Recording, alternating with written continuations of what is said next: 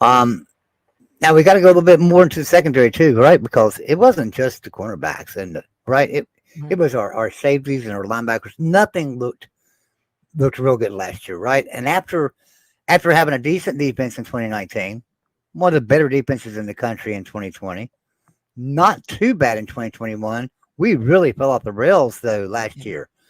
Um, so now we've got to start looking at this a little bit more, and we got to break down these safeties and linebackers. I know we brought in some players. I know we have some players returning. Tell us about the safeties and linebackers, and what do you see there? It goes hand in hand with what I said earlier, right? We got to have that secondary improve. Last Mm-hmm. year, a lot of the transfers that we brought in, a lot of the pieces that we tried to add, they just didn't work out ultimately, and it really cost the secondary. And then I think, of course, the injury to Charles Woods in that first game of the season is something that I've tried to pinpoint. And, you've heard a lot of comments from the coaching staff this offseason that really, hurt that defense a lot. I think he was responsible for a lot of things on that back end. And then after that, it kind of sent them reeling to the point they were trying to move pieces around. And then ultimately that left holes in other areas. And then, like I said, the transfers that they brought in probably weren't the best fits ultimately that they thought they would be. So the secondary struggled last season, as you mentioned, and ultimately led to probably the weakest defense we've seen in the Neil Brown era. But I think throughout this offseason, they've done a good job bringing in transfer pieces that are going to help correct the mistakes they made last season. And when you look at the secondary, that really, shines through to me.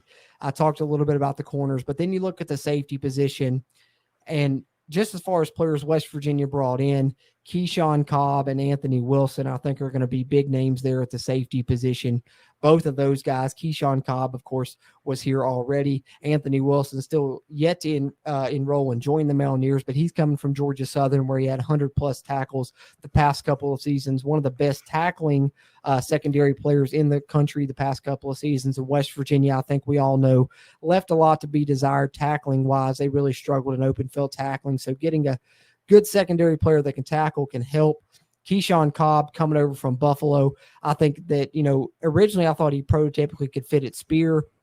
West Virginia seemed to try him out a little bit more at free safety, kind of as a reserve, a spot player behind Aubrey Burks in the spring. We'll see what he ends up ultimately there if he factors in at free, cat, or spear. I still think he has a chance to factor in at spear, and West Virginia has plenty of guys to put in at spear, whether it is Cobb, Wilson, who I just talked about, or then they do have the guys returning there, Lance Dixon and Hershey McLaurin. McLaurin was a JUCO last year, kind of came on late last season. Lance Dixon, a linebacker transfer, really highly rated out of high school, top 10 in the nation, linebacker recruit, if I'm not mistaken. West Virginia moved him over to spear about midseason, and he started flourishing there a little bit there late last season. And then Raleigh Collins is going to be a redshirt freshman this year. They'll try and use the spear safety position as well. And we know that spear position is kind of more of a linebacker safety hybrid. But as far as safety in general is concerned, I talked a little bit about the transfers in.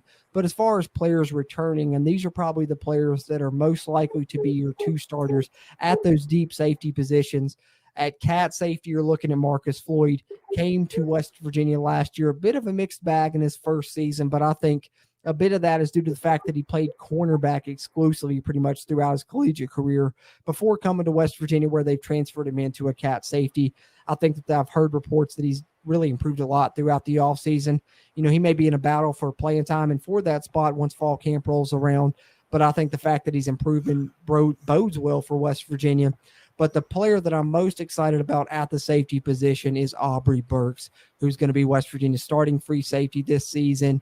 I think he's going a bit unheralded. Mountaineer Nation may not realize that Aubrey Burks was quietly enough the highest rated safety in the Big 12, according to PFF last season.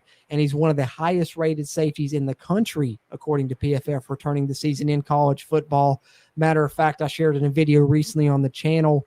PFF put up a tweet talking about the top safety returning in college football, and they put up a picture of about 6 or 7 guys, and Aubrey Burks was one of the ones that was featured that people could vote on as one of the top safeties returning in all of college football. So when you're talking about those players at each level that I mentioned earlier, You got Sean Martin that I talked about as kind of the leader of the defensive line there at that first level. And then I think here at the back end, you've got another potential superstar in Aubrey Burks that's going to be the leader of that level. And then when we get to the linebackers, I'll talk about who I think is going to be the leader there. But safeties, I think West Virginia's brought in good pieces, and they have great returning pieces led by Aubrey Burks, who I think is a little bit unheralded, a little bit under the radar, but quietly one of the best returning safeties, not only in the Big 12, but in all of college football.